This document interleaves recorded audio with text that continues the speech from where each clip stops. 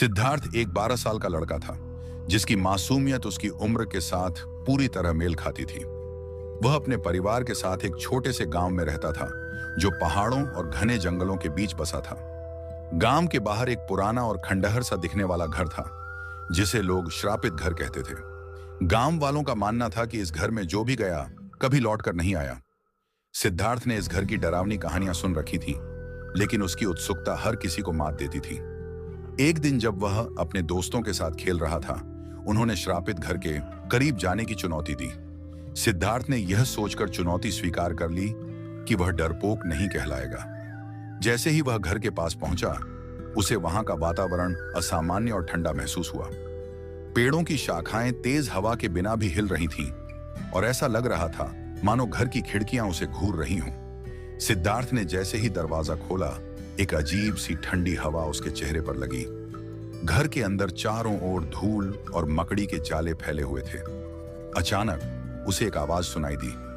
वह आवाज किसी बूढ़ी औरत की लग रही थी जो किसी को पुकार रही थी। डर के बावजूद सिद्धार्थ आवाज की दिशा में बढ़ा। वहां एक पुरानी लकड़ी की अलमारी थी। जैसे ही उसने अलमारी खोली, अंदर एक अजीब सी किताब थी। किताब पर प्राचीन प्रतीक और अक्षर लिखे थे। उसकी आंखें एक विशेष पन्ने पर टिक गईं। वह पन्ना चमक रहा था और उस पर कुछ ऐसा लिखा था जिसे पढ़ते ही सिद्धार्थ को एक झटका सा लगा। यह एक श्राप था जो उस घर पर सालों से लगा हुआ था। जो भी इस किताब को पढ़ेगा, उसका जीवन अंधकार से भर जाएगा। सिद्धार्थ ने जल्दी से किताब बंद की और घर से बाहर भागा, लेकिन घर से निकलते समय उसे ऐसा लगा जैसे कोई उसका पीछा कर रहा हो। वह डर के मारे कांप रहा था। अगले दिन से सिद्धार्थ के परिवार में अजीब घटनाएं होने लगी। रात को घर में बर्तन खुद ब खुद गिरने लगे। दीवारों पर खून के हाथों के निशान उभरने लगे। सबसे डरावनी बात यह थी कि परिवार के हर सदस्य के चेहरे पर अनजाना डर साफ दिखाई दे रहा था। तीसरी रात सिद्धार्थ ने अपनी मां को आधी रात को बड़बड़ाते हुए देखा। उसकी आंखें लाल हो चुकी थीं और वह बार बार श्राप शब्द बोल रही थी।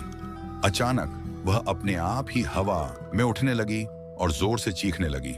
सिद्धार्थ ने डरकर अपने पिता को जगाया, लेकिन जब तक वे कमरे में पहुंचे, उसकी मां जमीन पर गिर चुकी थी।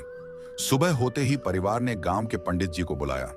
पंडित जी ने बताया कि सिद्धार्थ ने जिस घर में कदम रखा था, वह सिर्फ श्रापित नहीं था बल्कि शैतानी ताकतों का अड्डा था। उन्होंने यह भी कहा कि उस घर की किताब से छेड़छाड़ करने पर शैतानी आत्माएं परिवार के पीछे लग जाती हैं। धीरे धीरे सिद्धार्थ का परिवार एक एक करके गायब होने लगा। सिद्धार्थ की बड़ी बहन, जो हमेशा उसकी हिफाजत करती थी, एक दिन अचानक गायब हो गई। कुछ दिन बाद गांव वालों ने उसकी लाश नदी के पास पाई।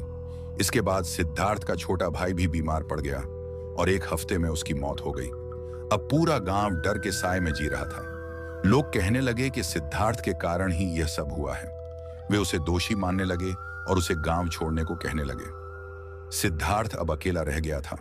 एक रात जब वह अपने घर में बैठा था, अचानक उसे अपनी मां, बहन और भाई की परछाइयां दिखने लगी। वे सभी उससे मदद मांग रही थी। वह डर के मारे चीखने लगा, लेकिन फिर एक आवाज आई, अगर तुम हमें बचाना चाहते हो तो उसी श्रापित घर में वापस जाओ और किताब को नष्ट करो।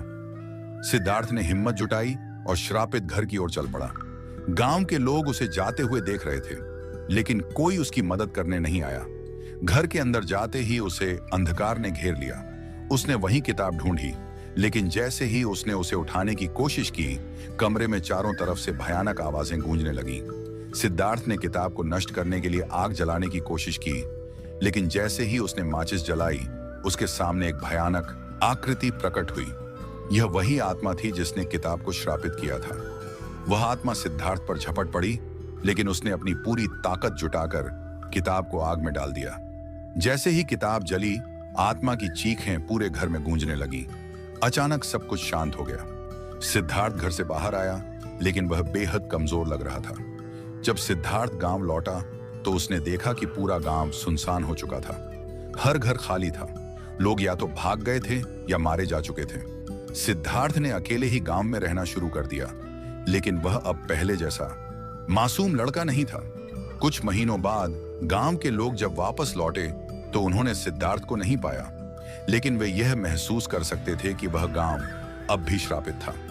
सिद्धार्थ और उसका परिवार उस गांव की आत्मा बन चुके थे और उनकी कहानियां सुनकर लोग आज भी उस गांव से दूर ही रहते हैं।